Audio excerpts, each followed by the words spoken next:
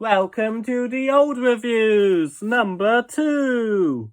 This is a Family Guard FG888L smoke alarm. The expiry date on it is 2003 and the manufacture date is 1993. So let's test it.